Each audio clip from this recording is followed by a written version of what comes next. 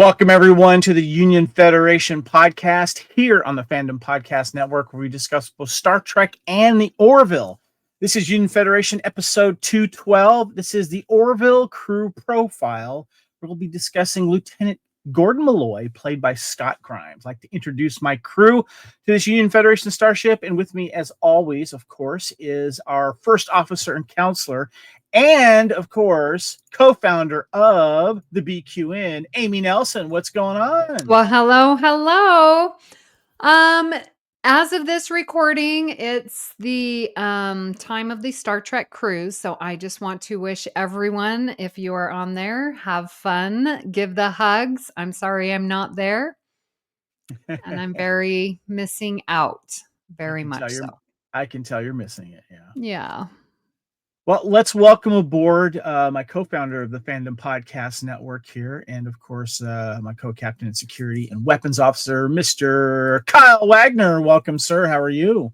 I am well, and I would like to echo Amy's sentiment about the cruise. Now, I have not been on the cruise, but I got to meet a lot of wonderful people a couple years ago when I got to meet up with Miss Nelson, and we spent a day at Kennedy Space Center and got to meet a lot of people going on the cruise. But I also want to just say this is a very special episode of the Union Federation because we have a very special sponsor. We are sponsored by Kleenex tonight. What Kyle is referring to is this episode of the Orville is going to hit the fields, and we are in the middle of a 10-episode limited series here on the Fandom Podcast Network, the Union Federation, and we, of course, are discussing our crew members of the Orville. And right now, we're going to be discussing Gordon Malloy, who's played by Scott Grimes. And if you have been listening, if you haven't, here's what you've been missing. Previously on Union Federation, we have. Of course, we did Talakiali, we did Alara Katan, and Lieutenant Commander John Lamar. And then coming up soon, we have the rest of the crew after Malloy. We've got Lieutenant Commander Bortis, Dr. Claire Finn, Isaac, Commander Kelly Grayson, and Captain Ed Mercer. And then for the final episode, we're going to have a lot of fun, and we're going to be talking about the recurring and special guest stars that were on the Orville as well. So, and previously on Union Federation, we discussed Star Trek Section 31, the newest movie that released a while ago. And last year, we wrapped up Season 5 of Lower Decks. We had a lot of fun covering that season. And we also had a lot of fun going back to TNG, Star Trek TNG. We discussed every 2-part episode. So make sure you guys go back and check that stuff out. This, of course, is the Orville and Star Trek podcast here on Union Federation, and we have the Orville shuttle mission. Let's go ahead and get into it.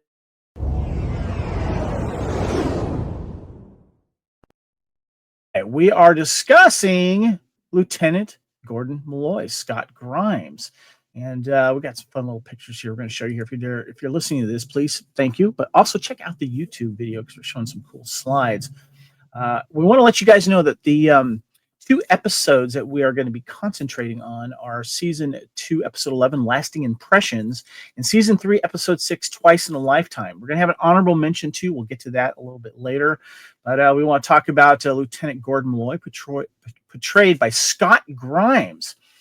Admiral Ozawa quoted saying, "We all know Gordon's the best pilot in the fleet. Gordon is a human helmsman and lieutenant aboard USS Orville. Gordon was renowned in the early 20th century throughout the Planetary Union as possibly its most skillful pilot and personally logged over 56,000 light years of October 2420. I want to ask you guys a quick question. Is he like the Tom Paris of the Orville? I mean, who else has, like, in Star Trek, like the badass pilot skills, Amy? You know, Riker did before he became first officer, and he likes to tout that. But yeah, definitely the Tom Paris vibe. Good comparison. Yeah, definitely. Little is known about Gordon's. Here we go. Gordon was born as Greg Malloy, a space station builder, and an unnamed woman in the late 2370s. He later stated that his family, and in particular his mother, were trash and recalled his father's often been drunk and abandoned him for long periods of time. Little is known about Gordon's mother, although decades later in 2414, he said that his mother was not single, though did not specify if she was still married to Greg Malloy. Gordon's mother believed that in romance, quote, there's always plenty of fish in the sea. In 24/20, he compared her appearance to a clown, a large red apple, lots of makeup, large floppy shoes, and scary as balls. And of course, we know he has known, of course, the captain, of course, Ed Mercer. They've been buddies for a long time. Ed got him the job. Early career, Gordon established himself as the best helmsman at the Planetary Union. And one of Gordon's earliest postings was the USS Bohr, B-O-H-R, in 2400, where he served as an ensign alongside Ed. So, guys, I just kind of want to get your opening thoughts about, Gordon here. Kyle, I want to start with you. I think what's so fun about Gordon is he did really start off as the goofball of the Orville, and yet he had two of the most emotionally powerful episodes of the show's run. Don't get me crying. Come on, man. Come on. Not ready for this. Kleenex, ladies and gentlemen, have it handy.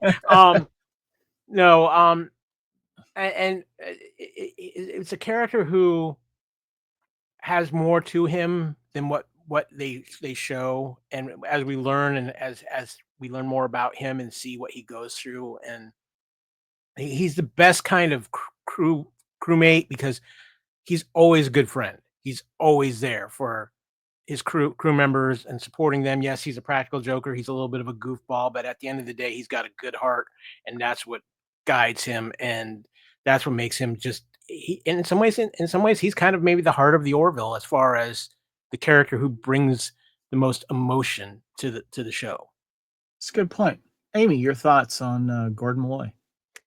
Yeah, I agree. He definitely wears his heart on his sleeve, and he is good to just sort of look at and like take the pulse of how is this crew working, because Gordon he seems to just pick up on emotions. I am very impressed with his friendships, especially with Ed and John Lamar. We talked a little bit last week. But it just shines through again when looking at him and how he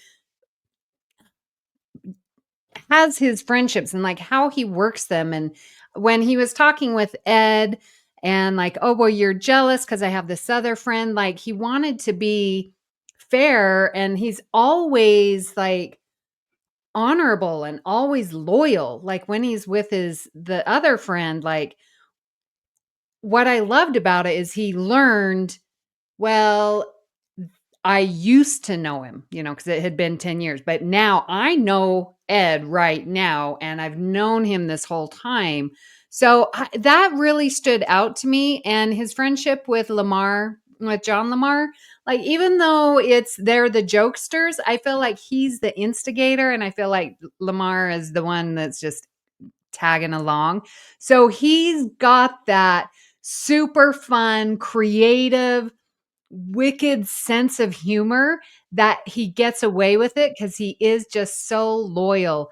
And one other thing, I've been trying to figure out a way to say this positively. So just bear with me. I feel like he doesn't have too much depth, which is okay. Like, what you see is what you get with him. And that's what I like about him. Like there's nothing hidden, like with John Lamar. He's this genius. And why doesn't he do, like there's this angst with some other characters. But with Gordon, it's what you see is what you get. And I love that innocence, purity, loyalty with Gordon. The thing that I like about Gordon's character is that you're right. We'll talk about the depth we have seen in the two episodes we're going to talk about, but he gets along with everyone. Yes. Everyone seems to like him. And yes, there's times you have to put up with some of his silly jokes and, you just got to kind of go over stuff like that. But he's a guy that he's comfortable at a party. He's not intimidated by anyone, and he can make friends and open up a conversation with anyone. And, it's funny too, because, as you say, he doesn't have a lot of depth. I know where you're going with it, and it's not necessarily a mean thing. He's just very, he's like you said, he wears his emotions on his sleeve. There's things about, especially the way Scott Grimes portrays him, that it kind of makes, there's a little bit of me that I see in the way Scott Grimes performs as Malloy when it Mm. comes to just certain when things do start to get real a little bit, I feel like there's just and there's the way that he approached certain things. I'm going like I might have done that too, that type of thing, Mm. So Mhm. yeah. Well, let's go ahead and get into the Admiral's log here. Wait a minute. What is that? If you're What? watching YouTube, you know that we have our Admiral's log episode synopsis. But who is that Admiral? Is that an upcoming episode of season 4? What's going on with that, That is guys? so perfect. So wait, is this what happened when the Malloy timeline stayed together? Oh, right. Yes. For the listeners, I'm putting a picture on YouTube of me in my Admiral's uniform Orville costume. So yeah, having a little fun here with the expense of my co-host here. Let's get to the real Admiral's Log episode synopsis here. Amy, can you please give us a synopsis for Lasting Impressions? All right. Well, this is season 2, episode 11. The crew examines a time capsule from 2015, Saratoga Springs, New York. One recovered item is a cell phone contributed by Laura Huggins, a young 21st century woman who wanted future discoverers to know about her and her life. Impressed with her candor, Gordon uploads the phone's data to the ship's computer and requests a simulation of Lara's environment and life. Once inside the simulation, Gordon grows increasingly infatuated with Lara and soon falls in love, stoking his crewmates' concern that the fantasy relationship has gone too far. When Gordon deletes Lara's recurring ex boyfriend, Greg, from the program, the action erases her willingness to sing publicly because it was Greg who had encouraged her. To restore her authentic personality, Gordon returns Greg to the simulation despite knowing his and Lara's romance will end. Gordon arranges a final meeting to sing with Lara at a small club and bid her farewell, assuring Laura she will be remembered. Among the time capsule's other items is a pack of cigarettes, which leads Bortus and Clyden to develop a debilitating smoking habit. Dr. Finn determines Mocklins are highly susceptible to nicotine addiction and formulates a treatment. I have a note here from Wikipedia. Viewership note. Lasting Impressions quickly established itself as one of the most beloved episodes of the show. The episode received a rating of 9.1 on IMDb. That's out of 10, by the way, guys. The third highest of the Orville until that point. 2.9 million Americans watched the episode live, with 0.6 million aged between 18 and 49 below the show's average at that point. However, over the course of a week, the show nearly doubled its audiences. The Orville had its best performing show on network that week. Creator Seth MacFarlane was pleased as results and tweeted, "Thanks everyone for sticking with us." Let's go ahead and get straight into some trivia here. I'll start off with the first one here, guys. This one I did not know until I went into this, but the song that Laura sings is "That's All I've Got to Say" from the animated movie The Last Unicorn, 1982. I remember showing that to my daughter Camille, and I did not pick up on that. So, Wow. Yeah, I did not know that either. Amy, why don't you let us know what's in that capsule they found? Oh boy. Well, we've got an iPhone, obviously, a bottle of 5-hour energy, a can of Coca-Cola, of course, a CFL light bulb. Oh, okay. One of those fancy ones, the newer kinds. 50 Shades of Grey. Oh my goodness. I didn't know that. An Adele album, a Snickers bar, a can of Spam that will last forever, over the ear headphones, a bottle of nail polish, cigarettes, a USA Today newspaper. That makes most sense. Money, a tube of toothpaste. That's weird. Purell hand sanitizer, perfect for COVID. A tube of sunscreen, a stethoscope. That's weird. A New York Yankees ball cap, regular glasses, sunglasses, a toy car, a Fitbit, that's pretty cool, a birthday card, a pair of flip-flops, an X-Men Days of Future Past t-shirt. Okay. Is it a DVD or T-shirt? It T-shirt. is a T-shirt. Yeah, there he goes. Yeah, yeah. A box of Oreos, a takeout pizza menu. Well, that's good. A restaurant or a diner menu, a random video game, and US magazine. Us magazine. Is it US or Us? Us magazine. Yeah. Us magazine. And there was also a small bottle of some sort of pills, maybe diet pills or vitamins. Kyle, do you think they had the Days of Future Past as kind of like a joke? Did he know he was writing the next episode about how it's going to be related? Yeah, you got to wonder that. But I'm also going to say this. If this all came from one person, this person was dead before they were 50. That's right. There's the X-Men T-shirt there. Just noticed that. Well, that's cool. I'm showing the. If you're watching the video, by the way, I'm showing the pictures of everything that's on the table there. Yeah, 50 Shades of Grey. I love that. Yeah, that's awesome. Kyle, go ahead and hit us with the third and final trivia for this episode. Yes, because the Star Trek love continues on the Orville. Tim Russ, who guest starred as the historian, anthropologist, archaeologist, Dr. Sherman, also played the Vulcan Mr. Tuvok in Star Trek Voyager, a terrorist in Starship Mine in 1993, a lieutenant in Star Trek Generations 1994, and a trooper in Spaceballs in 1987. And if you're wondering what trooper in Spaceballs, he said, "I ain't found shit." You've watched Spaceballs.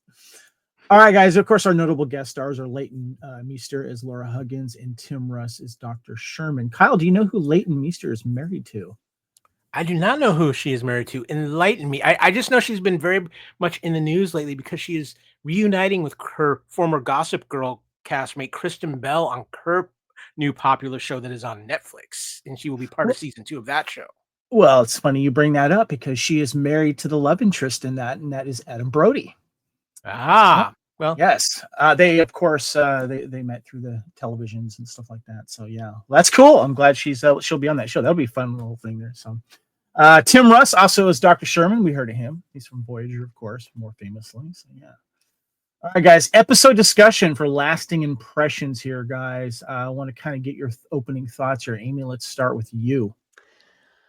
Yeah, it comes down to how can he believe this with all of his, I was about to say Starfleet training, but that's not correct. With all of his union training, it just doesn't seem plausible. And we talked about it with John Lamar. Like, why is he up on doing weird things with a statue? He's a trained officer.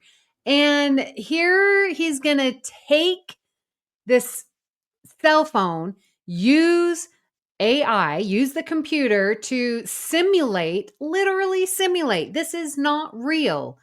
And for him to just fall into it, it's sad to see, I feel, because he is trained. He does have a pretty successful life. He's got good support with his friends. He's got a good crew.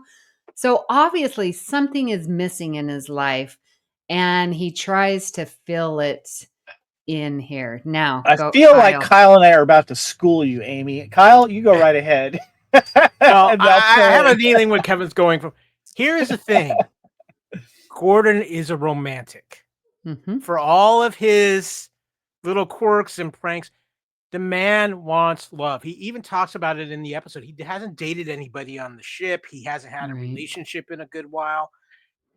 And yes, he has his friends. He has his crewmates. But when you're missing that one thing and you have that loneliness inside of you and you bond with a person, even in this case, it's the idea of a person, but you have this amazing simulator that in a way brings this person to life. And you know, in the back of your mind, logically, you're knowing this is not real, but you get so caught up in the emotion of it and it makes you feel good. It's like a drug. And in this case, he's bonded with somebody and he has not been able to bond with, and a type of person he's not been able to bond with probably ever in his life like this. And when it's the hardest thing for, I think, every human being out there is to balance your emotions and your brain. And when your brain is telling you one thing, but your heart is telling you something else. And Gordon is the kind of man who will follow his heart. And we've seen that in multiple episodes of the Orville. And so it rings true to the character. Yes, there is a sadness about it, Amy. You're right in the logical aspect of it. There's a sadness about it.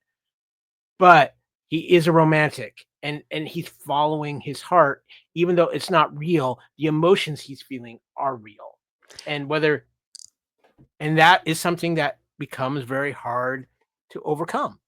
And the thing is that this person that's been created by the simulator is a beautiful person. She, and Leighton Meester does a phenomenal performance, because she isn't like this glamorous person. She is the girl next door. She is kind of the dream girl.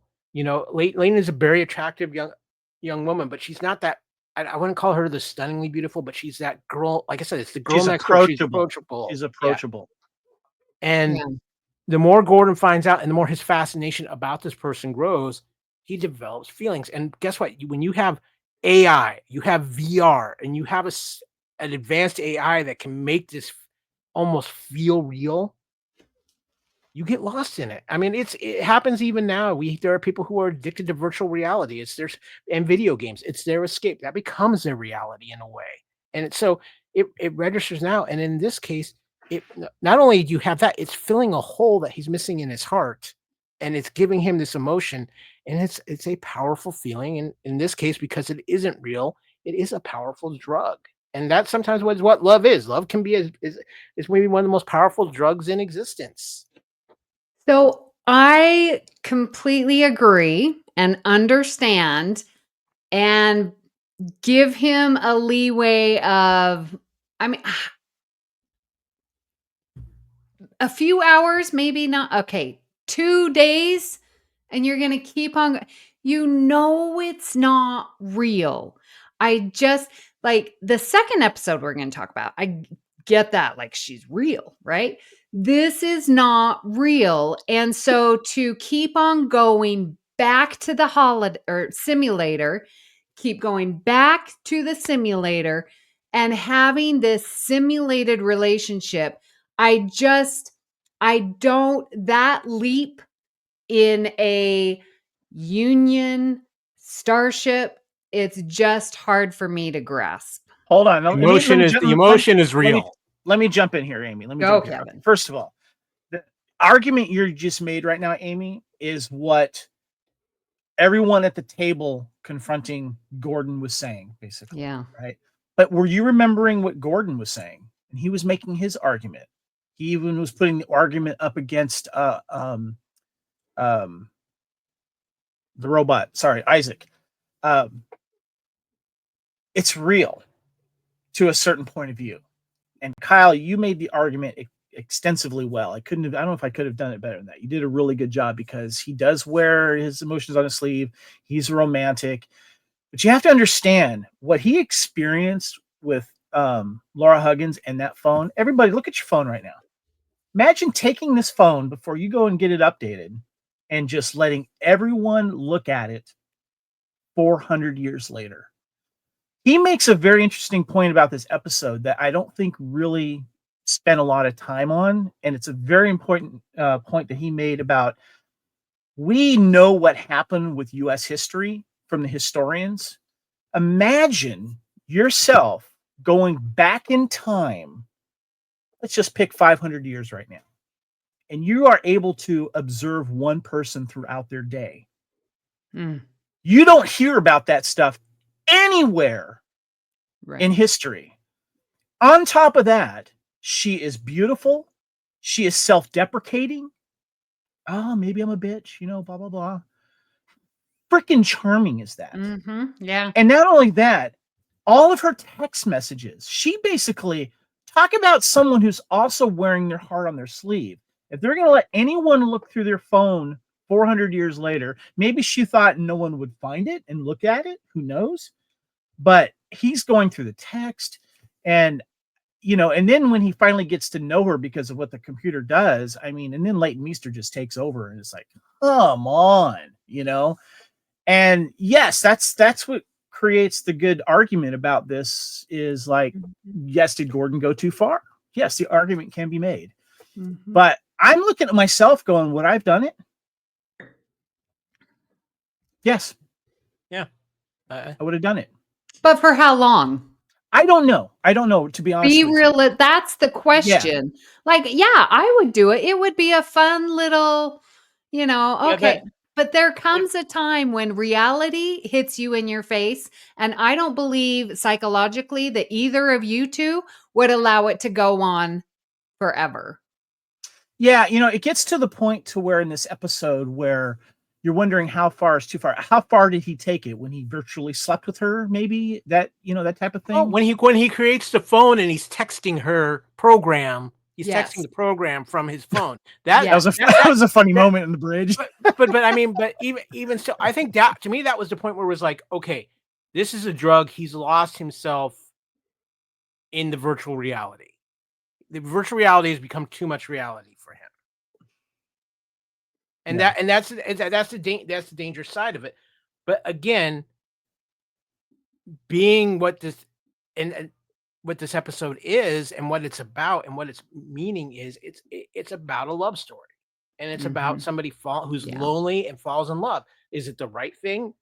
No, but how many of us out there can say, I fell in love at some point with somebody or something out there, and it was the wrong thing for me, but I still loved it until something snapped me out of reality. And sometimes it goes too far before we're snapped out of reality. Right. And so, that was the case with Gordon in this episode. It took him being snapped out of reality and then when he really lost it is he deletes Greg from the program, and then Ed reminds him he manipulated it. Then it's not the same thing. And that's when reality hit Gordon.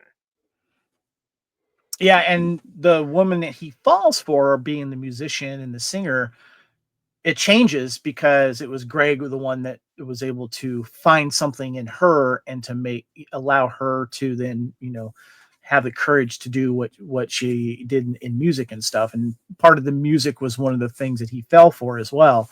But yeah, there is a morality thing, which makes the episode brilliant, Amy. There's a morality question, like how far do people go? Some people go further than others, Yeah. But it's an interesting character, study on how far is too far, so yeah. But I mean, one thing that I loved, again, going back to why he's such a great friend, like here he is enjoying his time with Lara and her friends, and then it's like, I want my friends to meet her, and I want my friends to be a part of my life, I really loved, again, that innocence of, come on, let's do game night. He was so cute and precious with it. Like just, childlike, just that innocence that he has. Yeah. Yeah. All right, guys, let's get into the next episode here. I think it's pretty obvious here for the Admiral's Log episode synopsis for season 3, episode 6, Twice in a Lifetime. Amy, can you go ahead and hit us with that? Yes, that's where I'm going to need the tissues. Okay, so the crew must rescue Gordon from a distant yet familiar world.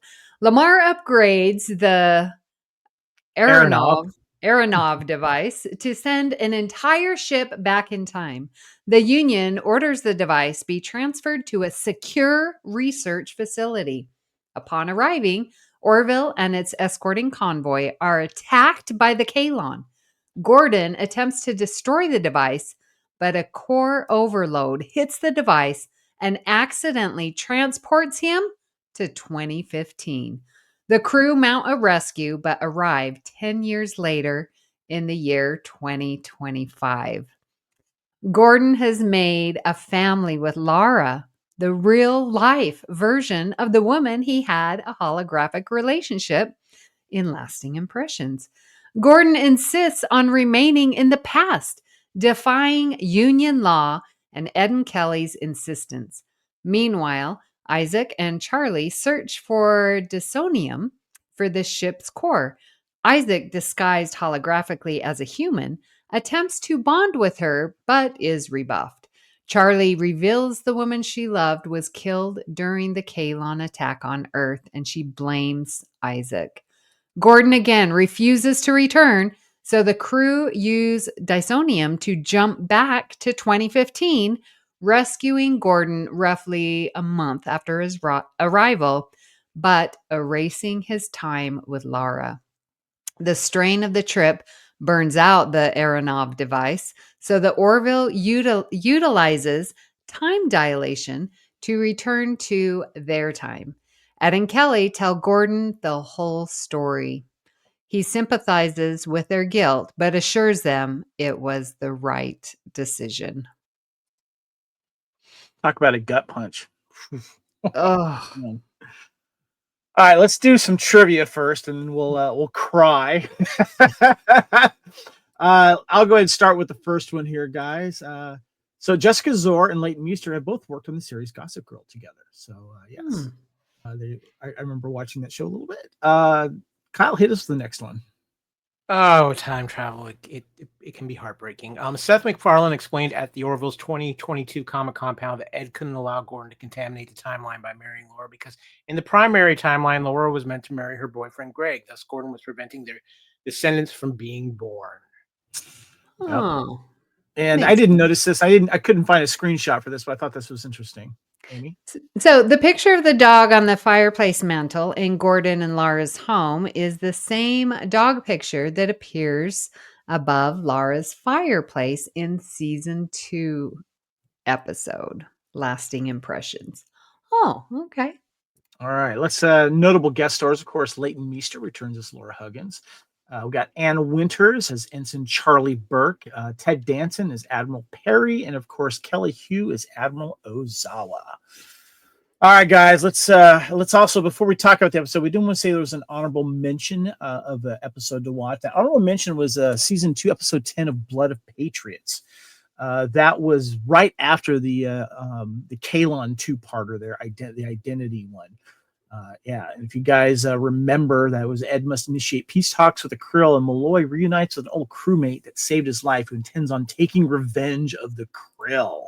So maybe we might want to bring up a couple points in this one, but this was definitely an honorable mention for good reasons, because we got to see Scott, cook with the guest star here, and then talk about how he used to know him, and this guy was intent on taking revenge for what the Krill did to his wife and his daughter. But let's talk about twice in a lifetime here, guys. Episode discussion. Amy, I want to start with you. I had no idea that we were gonna, come back when we were watching this live. I had no idea we were gonna come back to Laura Huggins, and this one took a step up turn. So give me your thoughts on Twice in a Lifetime. Yeah, so Scott Grimes just acted the bleep out of it. Seriously. And how he fit himself into 2025, absolutely seamless. I could not find anything wrong that he did. And even giving up, like, man, how long? Again, we're asking the same question. How long is too long? I mean, it was 3 years, wasn't it? Yeah. 3 years before he decided to go out into the world. Yeah. I mean, that's a long time. I don't know that I could go 3 years. Yeah. He says humans are social people. They need to interact, Yes. Yeah. And all of his arguments were just spot on with this. You could feel this is, if he wasn't a union officer, this would be his life. This is where he is happy. He was willing to give it all up for his family. Like, that is true devotion. It makes sense with what we see with how he treats his friends and how he treats those he loves. He is loyal and he will be with you to the end. And that is exemplified in this episode. I need to ask you a question before I forget this question, Amy. And criticism or concern that you brought up of, did Malloy go too far in the last episode with the, uh, the The simulation? simulation, yeah. With what you see and how he treats Laura and how he fights for Laura and his family, and how, he is, we know he's a romantic at heart. When you saw this episode, did you lighten up on that stance a little bit, or do you still think, yes, it could be considered creepy. If you went back in time, you're like, the only person that I know that is existing at this time is this woman that I did a hologram of. Yeah. But, and so he has an advantage of knowing about her. Mm-hmm. But look what happens. Yeah. Can I weigh in on something on this real quick before Amy answers? Kyle, yeah, go. I'll get into more of my thoughts on the episode in a minute, but as far as this aspect of it, this is the crazy part about it, because really what Gordon does is morally and ethically horrid. He has an advantage to manipulate this person because he knows her so well, and actually has basically lived this through a simulator and knows no, wait, let me finish. He's and again, there's still a difference between the simulation and the real person, but it's still he has knowledge that most people wouldn't have going into a situation like this. Plus, how it does affect the timeline and things like that. But again, then becomes the ethical question on the other side is the man was alone for 3 years and he's just looking to reach out to something that's familiar. So is he wrong to do that? And that is one of the biggest things with this episode. It is you love him for how he loves Laura and what he does with it, but there's the ethical side of it too, and it's what makes this episode so brilliant, and in my opinion, the most emotionally powerful episode of the Orville ever made. Okay, so I have a question for you guys. Do you believe that Malloy, when he was sent back to 2015, do you believe that he thought that the timeline has split? Or do you think that he was just like, oh, I'm now in my prime timeline? Because if he didn't know it split, then yes, he should not be interacting, because then he could contaminate. But if he knew that it split, then he's like, I am in a brand new timeline where I used to not be and now I am. So this is a new timeline. So yeah, I'm going to make the best of it because that's what I have to do. This is where I am.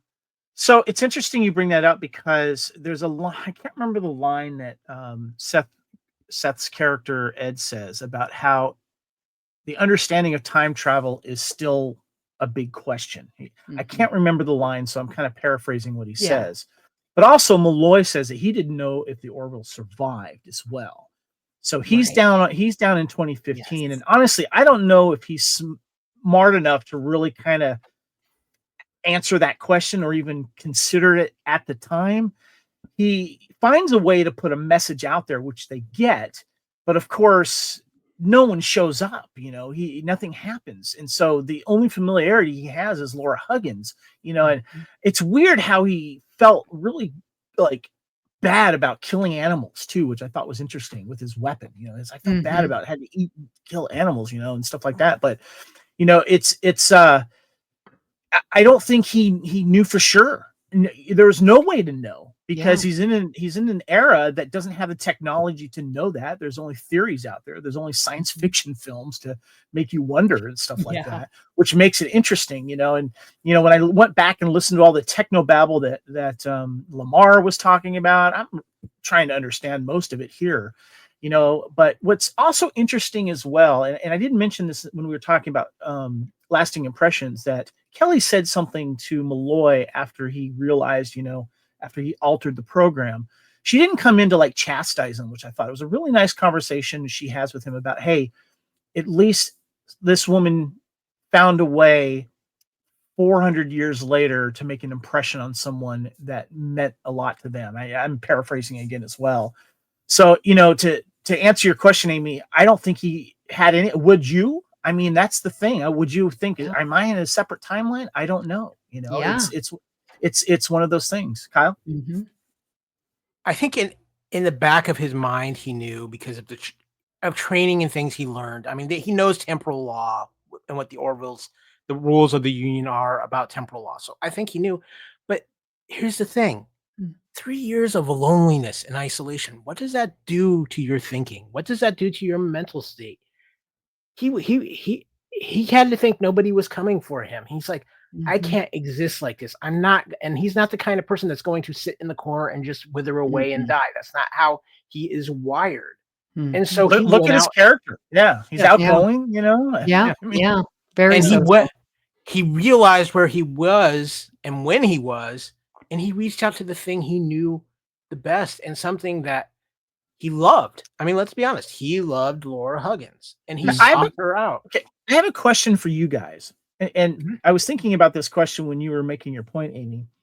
He opened up to Laura and told her the truth, Mm-hmm. but here's the thing: how much of the truth did he tell her? Because we didn't hear it all.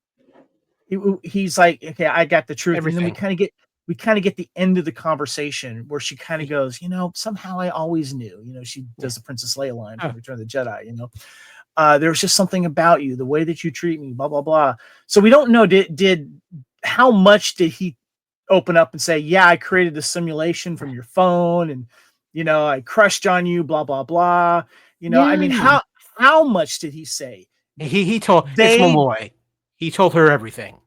Well, that's what I'm wondering, because we don't know for sure. I would like to think that, like, yep, I just opened everything up and Malloy said everything. Yeah, I created this program, and and I altered it so your boyfriend wasn't there, and then you didn't sing, and then And then I slept with you. Yeah, Like I taught you, but also too, I taught you not to be afraid of turbulence. I mean, yeah. So it's like, how much did he do?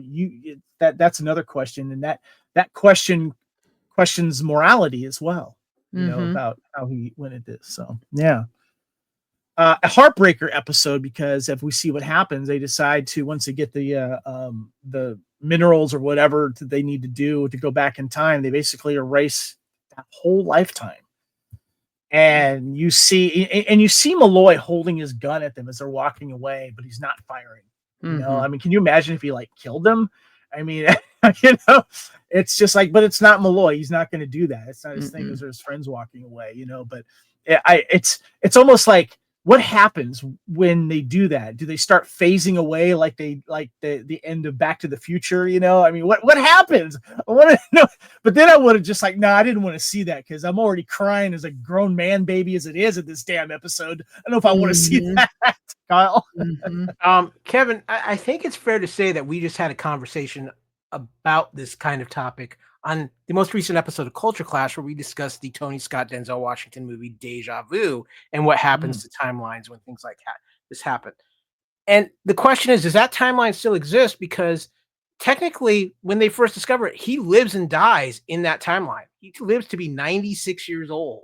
So even if they go back and get him, is it the theory of there's parallel universes, or do they end that universe? And that's one of the questions we debated on that episode of Culture Clash. And the thing about it is, and I think again, what makes the conversation even more interesting is at the end of the episode, when it's him and Ed and Kelly having the conversation after they got him after he was like 3 months, and he tells them, no, you did the right thing. And he's not angry with them about the decision they made. He understands it. And what's so interesting about it is, you think about it, you find out you had this wonderful thing with somebody who you have crushed on, and you was taken away from you, but you haven't experienced that yet. And it's like, God, I could have had that experience, and you took it away from me. But because he hasn't had it yet, it's not as emotionally attached. And so he's, in his mind, okay, you did the right thing. You did what we were trained to do. So you did the right thing. But what I love about that aspect of it is you see the heaviness it had on Ed, especially, but Kelly as well. Yeah. And it reminds you something that this show kind of forgot about for a while, was how bonded Ed, Gordon, and Kelly truly are. Yeah. And that was the beautiful moment at the end of this episode. And you've got to think that somewhere in Gordon's mind, he's like, there has to be a part of him that goes, I had something I always wanted, and it in a way it's taken away from me, even though it's the right thing to do. And that again, that's with these 2 episodes. Gordon is in such a moral quandary because of emotion versus duty. And that's a big thing, especially in this episode. And again, I say this, and I truly believe this.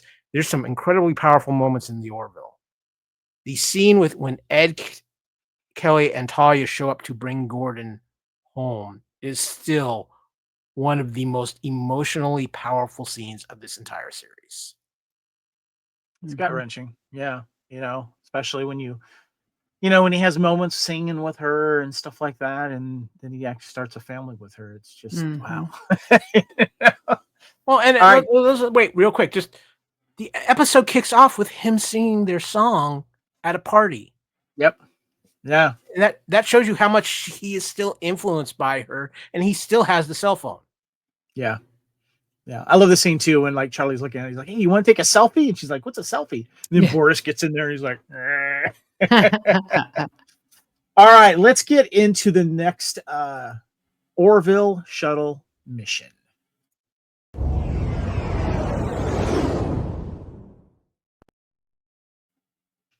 All right, guys, let's talk about Scott Grimes himself here, guys. This guy's talented. Scott Christopher Grimes, an American actor and singer from Lowell, Massachusetts, who is known for playing as Steve Smith from American Dad, Kevin Swanson from Family Guy, Will McCorkle from Party of Five, Bradley Brown from Critters 1 and 2, and Lieutenant Gordon Malloy from the Orville. He has 2 children. He's a singer-songwriter. Scott released a self-titled album in 1989, produced by Richard Carpenter of The Carpenters. Also, once considered a career as a professional hockey player, Scott now plays only the position of center in benefit celebrity events. Scott has performed with Bob Hope, The Carpenters, and Merv Griffin. Jeez. Scott was discovered by a radio news jock, Dave Maynard, who hosted community auditions at a local Boston-based talent show. Scott won first place because of his exceptional singing ability, which, of course, was showcased in Twice in a Lifetime in Lasting Impressions. Then came back to visit the show, and he made the movie It Came Upon a Midnight Clear in 1984. He's been married and divorced 3 times, unfortunately. The last marriage he had, of course, was with co-star Adrian Padalecki from May 19th, 2019 to April 2022. So, yeah, Kyle. Well, I just would kind of like to kick some things off here about Scott Grimes, because in his own way, Scott Grimes is he's a Hollywood lifer. He started very young. I think the first time I ever saw him was the original Critters film. That was my introduction to him. But he has been in so many things. He had a 112 episode run on ER when ER was still one of the biggest television programs in the country. I forgot about that. Yeah. He played Dr. Archie Morris.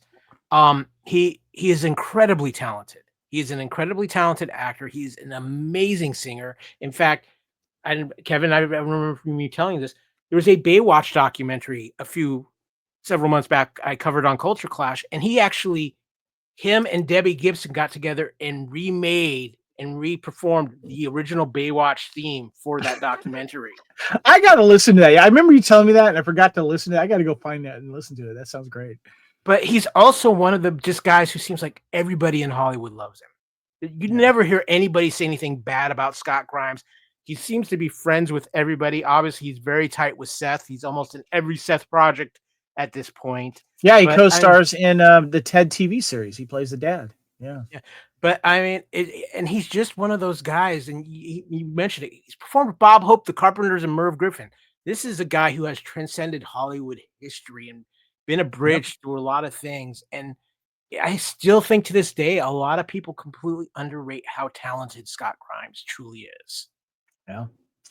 Well, guys, let's talk about Gordon. Let's wrap things up talking about Gordon Lamoy here. And the first big question we ask is how their character moments tie in the Orville universe as a whole. We obviously touched a little bit on the Orville crew discussion, which we will. But when it comes to Scott, playing Gordon Malloy here.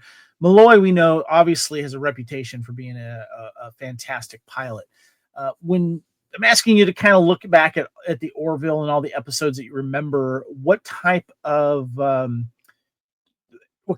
impression did he have on the Orville universe as a whole? Kyle, I might as well start with you. He was the heart of the Orville universe. He was the character I think we could most relate to as the viewer. He was the everyday guy. He was the guy we all wanted to hang out with after work. He was fun. We all liked him. Yes, I would want a bridge cat too. Yeah. You know, and he's the guy everybody relies on. He's the guy that everybody, just believes in, and and his legendary flight ability in the fleet. He's a legend, but he's also everybody's friend, and that's really what he is. He's the friend and the heart of the Orville. Amy, what about you? Yeah, he is your comic relief for the series. Isaac's leg, Bortus eating a piece of Yaphet. He's just got that good sense of humor, always hanging out in the mess hall. He's like there for you. He's like a warm blanket of just friendship. That's what I get from him when I think about him and his importance to the crew. And everyone wants to have that. I definitely would want to hang out with him. He's the outgoing one. He's the one that's going to keep you entertained. Like, absolutely A+ guy. Yeah, definitely. Promotion, right? It was Lamar that got promoted to lieutenant commander. Yes. But he's still lieutenant. Okay. Yeah. He's the guy that, as we saw in the beginning of Twice in a Lifetime, he's the one that's going to throw the party, and you're going to go to it, and he's going to entertain you. He's going to sing, and he seems to find a way to relate to everyone. And I think that I look at all of the characters in Orville that we've seen. I can almost see him finding some way to get along with almost everyone. Yeah. Anyone that doesn't want to kill him, that's an alien race, of course. Like I could see them hang out. I almost kind of want to see just a moment with him and Admiral Halsey. How would that go? Or can you imagine him and Dan just going on a vacation somewhere? I mean, that would make a fun episode right there. So yeah. So speaking of the relationship to the rest of the Orville crew, let's kind of touch on that a little bit. We have obviously said that he gets along with everyone. And I would say that probably his closest friend would be Lamar. And it has to be Ed. Yeah. It's Ed. It's Ed. Especially in Blood of Patriots. We got that kind of cemented as well because of the, there was a little bit of jealousy with friendship that, Malloy called Ed out on when he was talking with Oren and all that kind of stuff. But, I would say that that here, but I was trying to figure out if he did find love on the Orville, who would that be? Is it someone we hadn't met? Is there a guest star on there? I don't think it's. Go ahead. Yeah, I think it would be something. Remember when Kelly had the teacher, just sort of some random person that, has a job, but we don't interact with, but occasionally. Yeah, definitely. Someone that would be interesting to be introduced to it if we do get a season 4. Kyle, what about your relationship to his relationship to the rest of the Orville crew? What say you? He's everybody's friend. I think he's the big brother to a lot of characters on the show. I think he's somebody that they all go to, and they don't take him too seriously, but they know. And when they know they need somebody to talk to or somebody to get advice from, they can go to him. And they know maybe it's not the best advice in the world, but they're going to get an honest answer. And that's the big thing. Ed is his best friend. Lamar is his partner in crime.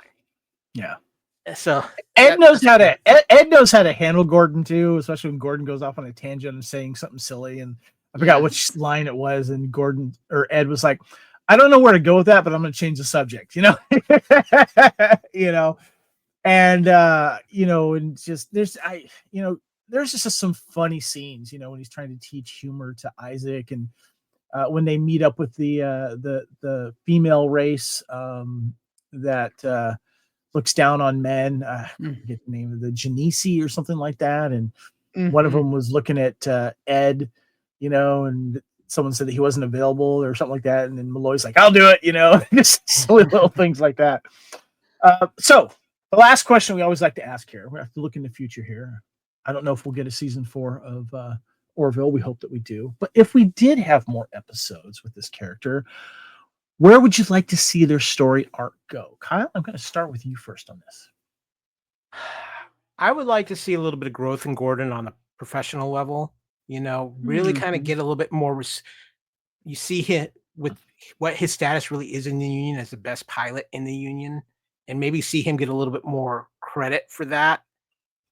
Portrayed, everybody talks about, but we see it portrayed.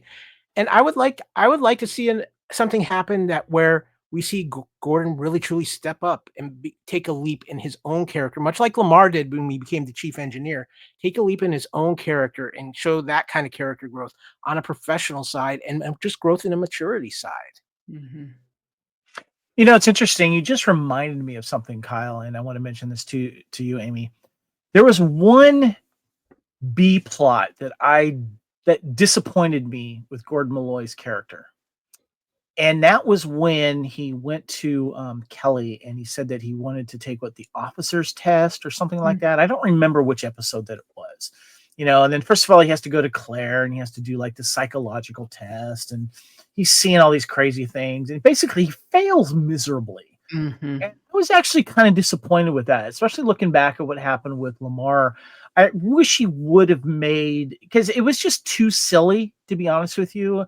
And I felt it kind of held his character back a little bit because of what you're saying, Kyle. We want to see a character growth with him, and I think it starts with someone else that we don't know, maybe a relationship within the crew that's a new member or a reoccurring character, someone that has a fondness for, Planet of the Apes movies like he does, and that, that we saw it was the Blood of Patriots. He's showing the end of Planet of the Apes to Oren's so-called daughter. We find out that she's not the daughter.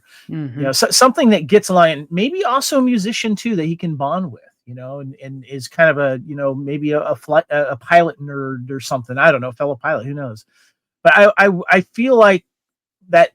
Do you guys remember that episode I'm talking about where he wants to take the officer's test and he fails miserably, basically? And I'm like, what was the point of that? Were we just supposed to be? I mean, I felt like that little B plot held him back a little bit, and it's like I don't want to see that in season 4. I want him to maybe even go up to Kelly or whoever and say, "Look, I want to take that test again. I've learned some stuff." And that's why I kind of feel like I wish he was able to feel what he felt when he was really with Laura Huggins and he realized he was going to lose his entire existence, because that changes someone. That changes someone's perspective, and you need life-altering moments in your life to learn from and then move on and then become a better person. I'm not saying he's a bad person, but he needs to mature a little bit. And I would need something for him to happen to him, because nothing really bad happens to him until this Twice in a Lifetime. But then when they go back and get him for 2015, he doesn't know that. He just goes, "Yeah, you guys did the right thing. I'm glad you did." Yeah. Did you really? I mean, that's the heartbreaking point, because that was the character moment that we wanted to see, the development, because he's, you know what I'm saying? Yeah. But we don't Gave him an out. What's that? They gave him an out. They gave him an out, basically. Yeah, it was the reset button. Yeah. And that's my only thing. And that's why, that's another reason why this episode, this Twice Lifetime just kills me, because we're just back to fun-loving Gordon again. We're not back to, because you see how grounded he was and the family man that he was, and he stood up for what he believed in. He made an argument for himself it shows you that Gordon exists within him, though. Exactly. For his beliefs. So I'd want to see something like that going forward with him. Kyle, do you have another point you want to say? I think one other interesting possible storyline with him would be, what if there's some kind of time paradox, and what if Leighton Meester shows up on the Orville? Oh, don't tease me. I mean, it happened with young Kelly. What if it happened with her? Yeah. Damn you, Kyle! Don't plant Or that maybe his son aged up some. Jeez. Yeah, it's science fiction. It could But happen. like if it was the son, how would he react to that? Because he doesn't have that experience now. Amy thinks you're crazy right now. I can tell. Yeah. I can tell. Don't you remember they disappeared like Back to the Future? Yeah, but it's as a good doctor once said, time is a wibbly wobbly, timey wimey. All right, Amy, I'm going to give you the last say here. If we had more episodes with this, with Malloy in the future season, if we do get that, what would you like to see Malloy's story arc go? So I definitely would love to see him advance in his career. I think it's a great point, why Sawyer was like, oh, well, he's just lieutenant, where Lamar got promoted to lieutenant commander. However, with that said, and knowing that my relationship with comedy is very narrow, and the first season, Gordon was annoying, but then he grew on me. And I really like the humor that I get from him now. And if we were to promote him and advance him and he matures, then is he going to lose that comedy? So I'm surprising myself by even saying this. I don't think I want to see that with him, Kyle. Here's a thought. There has been a lot of rumors that Adrian Padalecki would not return for season 4 for an entire run of season 4. And who knows if there'll be a time jump or whatever. First Officer Gordon Malloy. No. He's not there yet. Yeah. He can't make that jump. Yeah, he's by the end of the season. By the end of the season. He'd have to take that command test and pass it. Yeah. For sure. Do you remember it was in those episodes when he went to the captain? Oh, I think it was with with his friend Orr, and he was like, and what did he say? And he's like, well, what do we have to do with these guys, or the krill or something? And Gordon gives this flippant, oh, well, let's have him. I can't even remember. Do you remember what I was? You got to give me more to go on here. Right? What are you saying? He's talking. Are you saying he's talking to Ed, and he's like, "Oh, well, let's just have them wrestle each other." Or I don't know what the example. Oh no, the back rub. Are you talking about the back rub thing? Yeah, back rubs. Yeah. And I'm like, really? This is, and you took the command test? No. Yeah. But that funniness, is that going to lose if he advances to become more mature? I don't think so, because I think he would use comedy in a way to break the ice and lighten the situation. Yeah, because remember during that command test, he's like having a conversation with the krill or something in a a simulation, and he just fails miserably at doing that. Well, guys, let's go ahead and get our final thoughts on Lieutenant Gordon Malloy. Excuse me. Played by Scott Grimes, guys. This was a fun. This was a good one. A tough one too, as in a gut punch, a heartbreak. But Amy, I want to start with you. Yeah. So first, I just want to say I absolutely loved spying on Scott Grimes when they came to STLV the other year. And I came walking into the lobby bar at the Rio, and here he was. Star Trek Las Vegas convention. Yeah. Yes. Thank you. Sorry. And there he is hanging out with some of my friends, just chit chatting. And he sang for us on the last night of the convention. Like, I'm jealous you got to hear him sing in person. It was pretty amazing. And he's just this great guy. So I just want to start with that. Like, final thoughts. He is a great guy, Scott Grimes. And these 2 episodes, and now this is now our 4th character, so that's at least 8 episodes of rewatches. And again, my highlight with Gordon is he's like everyone's friend, and he's loyal and he's going to be there for you. He's going to make you laugh. He's the extrovert. You're going to go hang out with him at the bar. He's the one doing movie nights and just, he's the ship's social director, So you get that warm feeling with him. And I think he's a great character that really rounds out the crew and the cast. Kyle. Two of the most powerful episodes of the Orville, and like I said, the one is, to me, is the most emotionally powerful episode of the Orville. And they put it in the hands of the guy who's supposed to be the goofball. And Supposed to be the what? The goofball of the show. Yeah. And it shows you again how an amazing actor Scott Grimes is. Gordon Malloy is the Seth MacFarlane Family Guy aspect of the show. He's the character that has the silliness. He's the character that's going to be a little bit more over the top.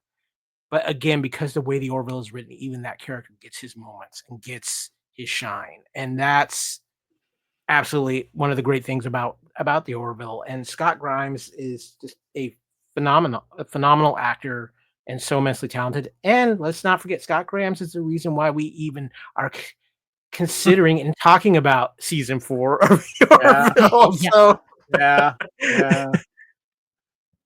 So these 2 episodes are in my top 5 for sure.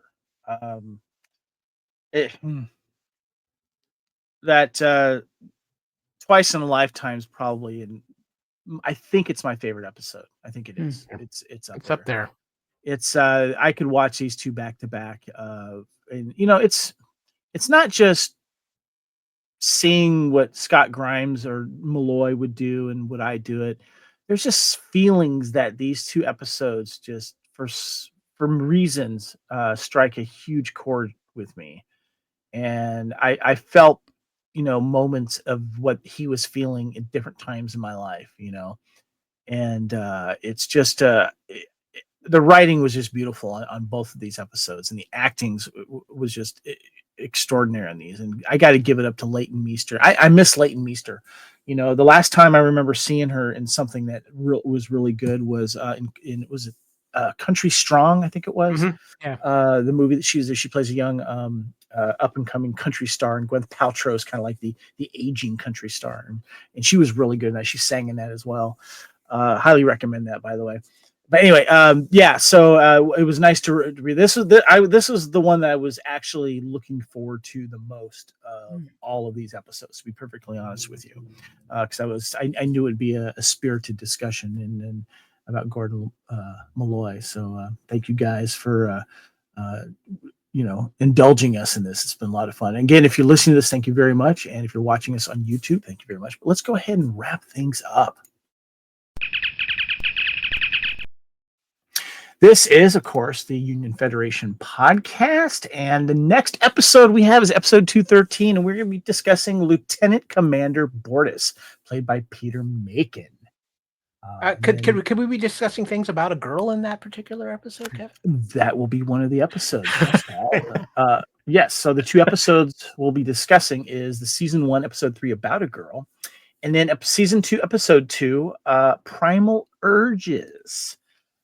And then, of course, we have an honorable mention that we highly recommend. We actually call this the Bortus and Kelly episode. This is Midnight Blue, season 3, episode 8. A very strong emotional episode. The crew visits Venus Sanctuary world and embark on a journey that may leave the Union more vulnerable. That's where they have to rescue Topa. Yes, Kyle. Are we all going to be required to sit on eggs and play with a latchcomb during this episode? Yes. You get your choice. Sit on an egg or play latchkey. You get your choice. So yeah. So make sure you guys check that out. Of course, this is the 10-episode limited series of the USS Orville crew profiles, and this is the Fandom Podcast Network. You can find us, of course, on YouTube and fpnet.podbean.com for all of our audio podcasts. You can find us on, of course, X, Instagram, and of course now Blue Sky. What's happening over at the BQN, Amy, and tell us how we can find you. Well, please come on over to BQN YouTube, BQN Podcasts, and we have our view screen, our Star Trek talk show, if you will, Sundays at 9 a.m. Pacific. We've last week we had Davey on from Truck Experts Quiz and Bargain Bin Gamer and talked all about Star Trek video games. So go listen, podcast, go watch it on YouTube. It was very interesting. He has wonderful graphics. So yeah, catch that on YouTube. So you can, Kyle. I just want to say, you mentioned Star Trek video games. It takes me back to the classic Star Trek video game that was in arcades back in the early 80s, where you sat in the captain's chair and you had like these dials and everything. And I hated that game because I could not maneuver that game for the life of me. So I saw pictures of that. They had that at the Star Trek San Francisco convention. Yeah, Kevin, if you remember, it was all vector art, much like the old Star Wars game.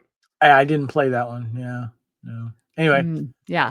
So, Amy, how can we reach you? Yeah, please find me on Blue Sky at Counselor Amy or at BQN Podcasts on Instagram and Blue Sky. Awesome. And I did want to clarify that Union Federation is on Instagram and X, and then the Fandom Podcast Network is on Blue Sky. We just joined up there. Kyle, how can we reach you, sir? Well, you mentioned Blue Sky. You can find me on Blue Sky at @KyleW. You can find me on Facebook all over the place as Kyle Wagner, and of course, all over the great pages of the Fandom Podcast Network. You can find me on Instagram and Threads at @KyleFandom, and you can also find me on Discord at @KyleW. Awesome. My name is Kevin. You can find me on X, Instagram, Threads, Discord, and Letterboxd at Spartan_Phoenix. And also you can find me on Blue Sky at Spartan Phoenix. And we also want to give a shout out to support us on TeePublic. You can get a Union Federation t-shirt or hoodie or cup. You can get anything of our Fandom Podcast Network shows, any type of apparel and stuff like that. Once you do that, we get a little kickback, helps us keep the Union Federation starship running. So make sure you do that. This, of course, Kevin, yes, Kyle. I just want to say too, we have some crates that of shirts that people can go behind for their proper boarding tests. I've got the cups ready for them. When Tallow makes the Krill guys go fill up the pea cup for everybody. I won't go to the next step she went to, though. Do not worry. All right. Special thanks, of course, to Kyle, my Captain Security Weapons Officer. Thank you, Kyle. And Amy, our first officer and counselor. Thank you so much. It's been a lot of fun. And until next time, guys, live long and prosper. And we are, without a doubt, the weirdest ship in the fleet. We'll see you next week, guys. Thank you.